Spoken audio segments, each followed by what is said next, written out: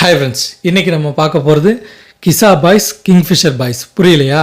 Kingfisher பாய்ஸ்னால் உங்களுக்கு எல்லாருக்குமே நல்லா தெரிஞ்சுக்கும். அது ஒரு பீரோட பிராண்ட் நேமு. ஸோ அதை வச்சு எல்லாருமே புரிஞ்சுருப்பீங்க. ஆனால் கிசா பாய்ஸ்னால் மேக்ஸிமம் ஆஃப் பீப்புள் தெரியாது. 2Ksக்கு நல்லாவே தெரியும். கிசா பாய்ஸ்னால் என்னென்னு பார்த்தீங்கன்னா கஞ்சா குடிக்கிறவங்க. ஆமாங்க, கஞ்சாவை யூஸ் பண்ணுறவங்க பேர் தான் கிசா பாய்ஸ். அதாவது இன்றைக்கி எண்ணற்ற இளைஞர்கள் வந்து கஞ்சா போதைக்கு உட்படுறாங்க. இது நான் சொல்லுங்க, நம்ம முன்னாள் முதலமைச்சர் எடப்பாடி அவர்களே இப்போ ஒரு மீட்டிங்கில் சொல்லியிருக்காரு, தமிழ்நாட்டில் ஆம்லேட்டில் கலக்கி கஞ்சாவை யூஸ் பண்ணுறாங்கன்ட்டு. ஸோ இந்த மாதிரி விஷயங்கள் நம்ம நாட்டுக்குள்ளே ஊடுருவினது எப்படின்னா, வடநாட்டு மூலியமாகவும் வெளிநாட்டு மூலியமாகவும் எண்ணற்ற நாடுகள் மூலியமாக ஊடுருவிச்சுங்க. ஆனால் இதுக்கு இளைஞர்கள் ஏன் அடிமைப்பட்டாங்கன்னு பார்த்தீங்கன்னா, போதைக்கு வந்து அந்த போதையோட ரேட் அதிகமாகிடுச்சு. அதாவது மதுபானம் வாங்கினா அவனுக்கு 110 ரூபா 120 ரூபா கொடுக்கணும். இதே இந்த கஞ்சா வாங்கினா ஒரு 500 ரூபாவோ 1000 ரூபாவோ கொடுத்து வாங்கிடுவான். ஆனால் அதை அடித்தா போதை அவனுக்கு சிவ போதையாக இருக்கும். இதை சிவன் பேரையே வச்சு இவனுங்க தப்பு பண்ணுறானுங்க. அதுக்கு வேறு பாட்டு போட்டு டிஸ்கிரிப்ஷன்லாம் போட்டு பயங்கரம் பண்ணிகிட்டு இருக்காங்க. இது பார்த்துட்ருக்க உங்களுக்கே நல்லா தெரியும். ஸோ இந்த போதையிலனால அவங்களுக்கு ஏற்படுற தீங்குகளும் விளைவுகளும் அவங்களுக்கு புரியறதில்ல. ஏன்னா 90 80 காலகட்டத்திலையும் நம்மளோட இளைஞர்கள் பார்த்திங்கன்னா ஒரு பீருக்கு கூல்ட்ரிங்க்ஸை மிக்ஸ் பண்ணி அடிக்கணுமா அப்படின்னு கேட்ட காலங்கள். ஆனால் இன்றைக்கி நம்ம இளைஞர்கள் பார்த்திங்கன்னா 2K கிட்ஸ், அவங்களும் நம்மளோட ஃப்ரெண்ட்ஸ் தானே. சின்ன பசங்க தெரியாமல் தப்பு பண்ணுறாங்க. இவங்க பண்ணுற தப்புனால கூலிப்படையாகவும் வீட்டோட திருடனாகவும் வீட்டில் இருக்க பாத்திரங்களை திருடி வைக்கிறனாகவும் அவன் மாறப்படுறான். ஸ்ட்ரீட் லைட்டில் உடைக்கிறான், எண்ணற்ற பிரச்சனைகளை செய்கிறான். இதனால் காவல்துறை நண்பர்களுக்கும் பிரச்சனையாகுது.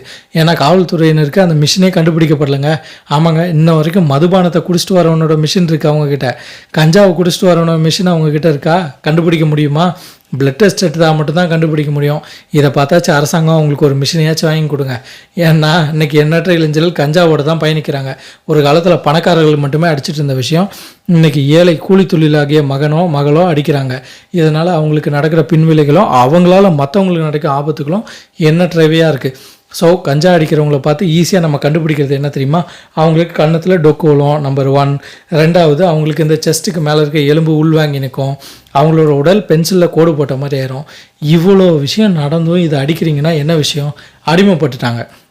ஸோ வெளிநாடுகளில் இன்ன வரைக்கும் ப்ரௌன் சுகரோ ஒயிட் சுகரோ அந்த மாதிரி போதை விஷயங்களுக்கு அவங்க வந்து என்ன பண்ணுறாங்க, தனியாக ஒரு விஷயம் நடத்தி ஒரு ஸ்கூலோ ஒரு காலேஜோலையோ மீட்டிங் நடத்தி அவங்களெல்லாம் சேர்த்து இதை வந்து இதெல்லாம் தப்புப்பா, சரி பண்ணுங்கப்பா, போதை மறுமாழ்வு மையம்னு வைக்கிறாங்க. அதே மாதிரி நம்ம கவர்மெண்ட்டும் நம்ம சார்ந்த இளைஞர்களுக்கு சின்ன பசங்களுக்கு புரியாத விஷயங்களை புரிதலை ஏற்படுத்தணும்.